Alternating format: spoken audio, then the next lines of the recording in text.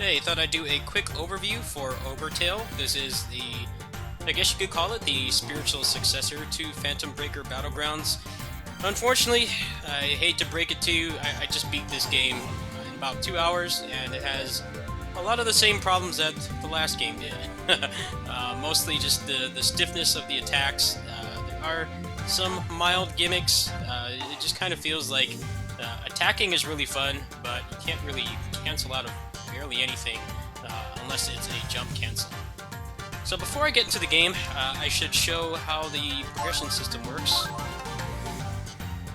There's a lot of things that aren't explained. I kind of had to just figure out everything as I went. There were some not bad, but just odd translations on some things. I couldn't really tell exactly what certain things did. There were like 2 different translations for one of the abilities I have equipped right now.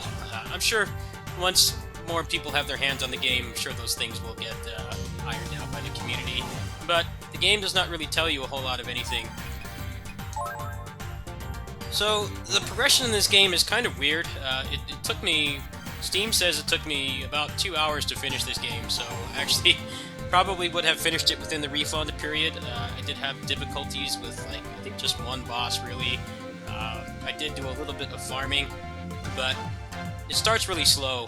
Basically, you have, like, no moves until you're, like, maybe 20-30 minutes into the game, which I think is kind of odd. I feel like the assets that they created are really great, the pixel art and stuff, but they obviously tried to get their mileage out of it as much as possible. So you have things like going back to the exact same levels that you did before, but it calls them different levels, but you basically just fight the boss with scaled stats. And that's a pretty significant chunk of the end game, unfortunately. The game is not linear. It's linear in a sense that you go through 19 levels, not including the prologue, for a total of 20 levels, and you beat the game. But there are aspects where you will have to explore and not really solve puzzles. There's only one real puzzle in the game, and it's a maze similar to the one at Phantom Breaker Battlegrounds, but at least there's a color landmark this time. The sensei of the game, or the mentor or whatever, he basically tells you the solution after a while, and the characters make some pretty funny quips about it, but it kind of makes you wonder, like, you know, if they're aware that people don't like that stuff, why would you put it in the game? Anyway, moving on here.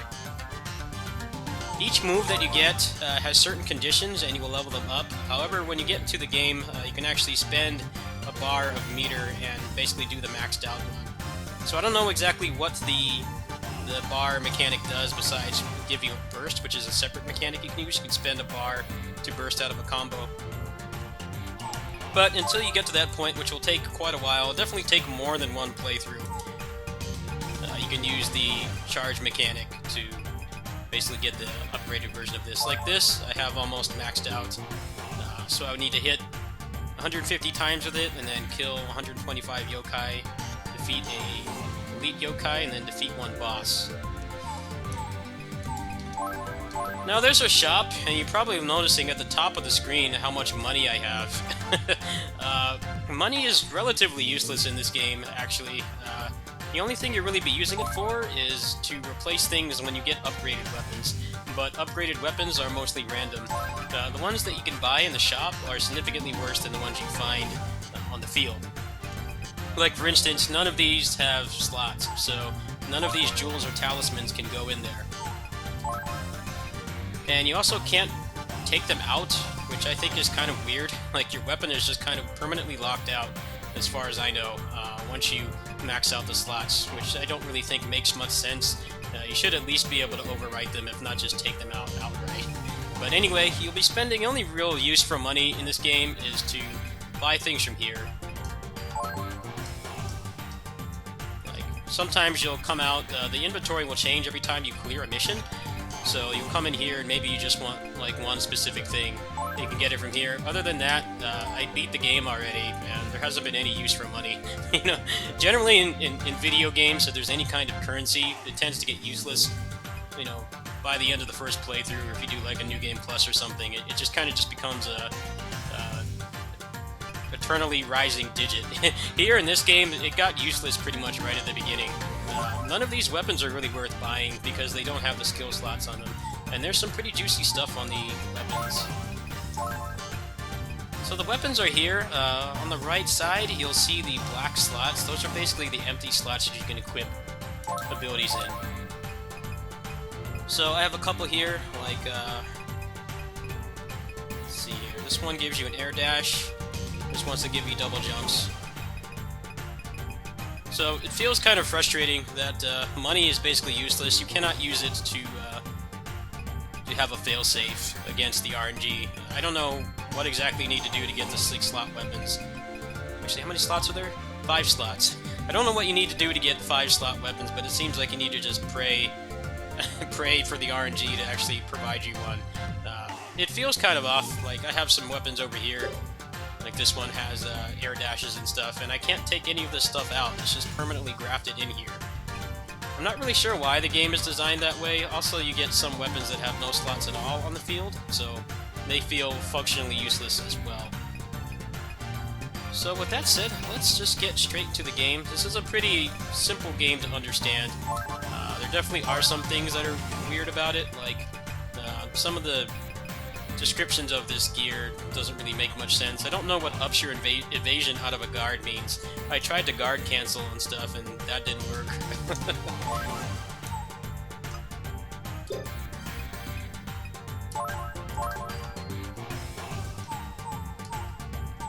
Okay, so let's get into the game here. So there are 19 levels and then 1 prologue, which is kind of like a cold opening, but fortunately they let you pause and get into the options.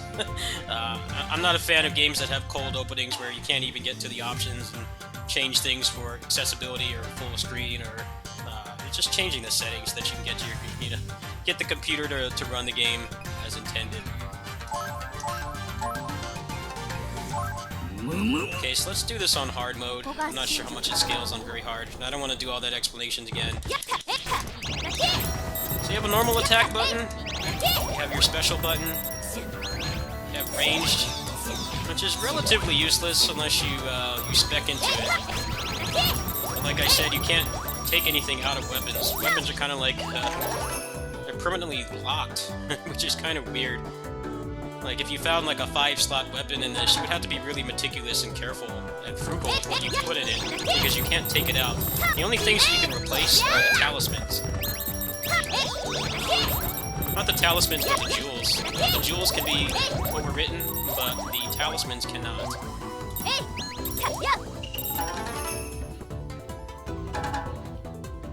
Another thing that's frustrating about this game is the enemies keep respawning, so if you accidentally do a screen transition, you'll have to go through another fight again. I'm sure that will come in handy. It's probably a blessing in disguise once you're trying to farm things, but when you're going through the game, there's lots of times where you'll accidentally go into a room and everyone will respawn again. Also, one thing that really hurts the pacing is if there's a box at the back, you physically have to go back and open it before it will allow you to leave the screen. The game's kind of missing a lot of polish. It is still fun to play. The pixel art is beautiful as always, but while I was playing it, my first playthrough, I was definitely really frustrated that I couldn't really cancel out of anything. It's kind of a common problem in a lot of modern action games, not just beat-em-ups, but action games in general, where they make it really fun to attack. It's fun to just kind of clump everything aside and just tear everything up, but when you fight the bosses, you kind of feel like a sitting duck sometimes, because they have massive sprites and hitboxes, and you can't dodge cancel, you can't guard cancel. You kind of just have to stand there. There's also like an armor mechanic in the game where if you hit an enemy a boss repeatedly, they will go into a red state and then you can combo them.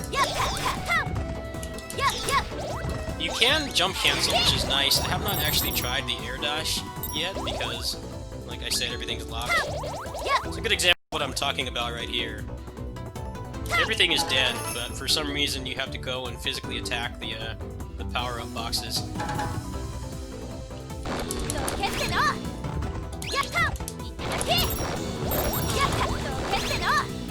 Game definitely has more moves than Phantom Breaker Battlegrounds, but it definitely does still suffer from the stiffness and unresponsiveness that that game had. Now, I should give a disclaimer. I'm playing this game like 12 hours before it releases because they gave me a review key, and I'm sure maybe someone will find if there's loot or gear that lets you do that. But I beat the game once, and I think I saw a majority of the gear in the game, and I couldn't find anything.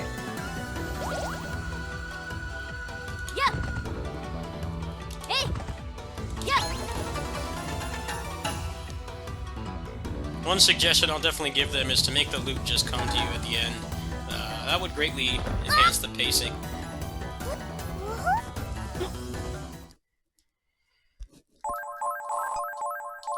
Now, I'm not really a story-oriented gamer, but the game does not take itself seriously. There actually is some pretty funny little, I guess, self-commentary towards games in general.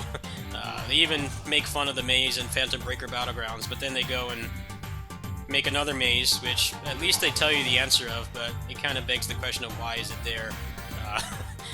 But basically, this game is kind of like DMC4. You play through all the bosses again at the end, and there's not really that much content.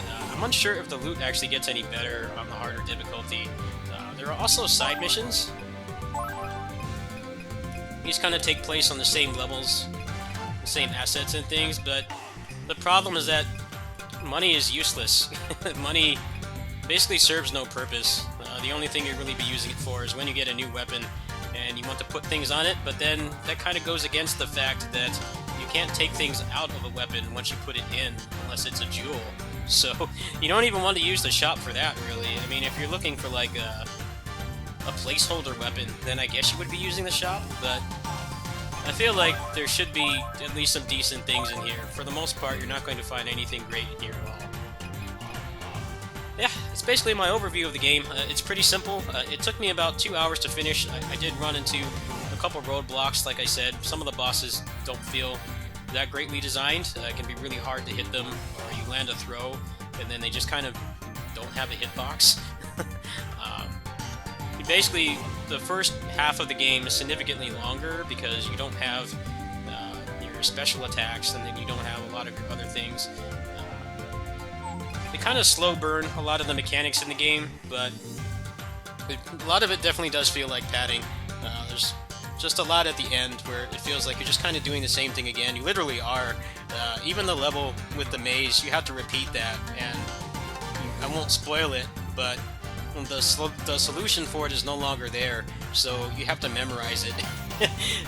I feel like they put like all their money in this game into the pixel art. The pixel art is beautiful. It's definitely some of the best pixel art I've seen in a long time. It seems significantly more high-res than the Phantom Breaker Battlegrounds pixel art, but there's not a whole lot else to the game.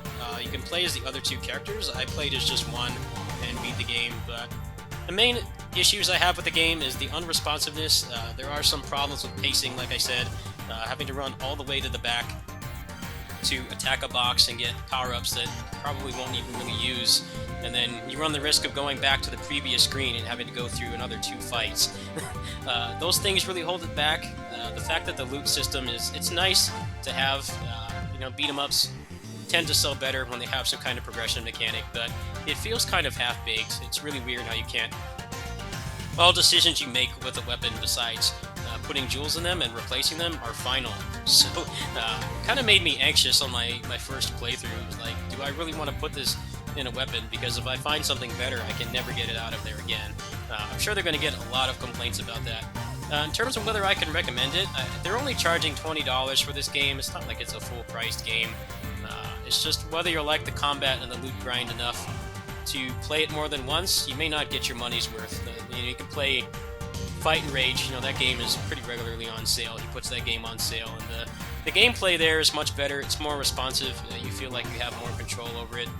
There's no loot or anything, but the replayability is just in how fun it is to play again. Here, you have the loot system, but it's greatly flawed. It's nothing that a patch can fix, but right now I'm playing this 10 hours before release date. I don't know if they're going to do a day 0 patch or something, but I was definitely kind of disappointed with this game overall. I felt like I didn't have a lot of control over anything but attacking. They do give you an invincible dodge, and a burst, but for whatever reason you can't cancel into those actions. So a lot of times you feel like you're just a sitting duck. You do an animation and you just kind of have to watch it. You get hit out of it. And then if you burst, you can't use your supers, and supers are actually a pretty large utility for damage overall. Right now the game is only available on PC, which I think is kind of weird. I'm pretty sure this game would sell pretty well on Switch. There also is online gameplay, but I don't know how it works. Obviously I'm playing this before release. But yeah, that's basically it. This was a pretty easy game to overview and do raw gameplay of. I feel like if they improve the loot system and maybe put in at least some loot that allows you to cancel into things, I think this game would be a lot more fun. But it kind of gets into the same problem that a lot of other beat-em-ups have, where it's really fun to attack, but when you want to defend yourself, you have very few options, and the few options you have, you can't cancel into. It's kind of ironic, with all the padding that this game has, it still only took me a little over 2 hours to finish, so it's not like the padding is a big deal. I feel like they ran out of budget to actually kind of inflate the content, so they did things like make you go through pretty much all the boss levels again, and things like that. But other than that, there's not really a whole lot to this game. If you like the loot grind, I think you probably will get a little bit more gameplay out of this, or replay value out of this, but as it stands right now, the loot system is very flawed at its core, and I think until they fix that, it's probably not going to have as much of a carrot on a stick thing going for it as other loot-based games do. Anyway, that's it. Hope that helps you make an educated purchasing decision. I'll probably put up more gameplay with the other characters in the near future. Thanks for watching.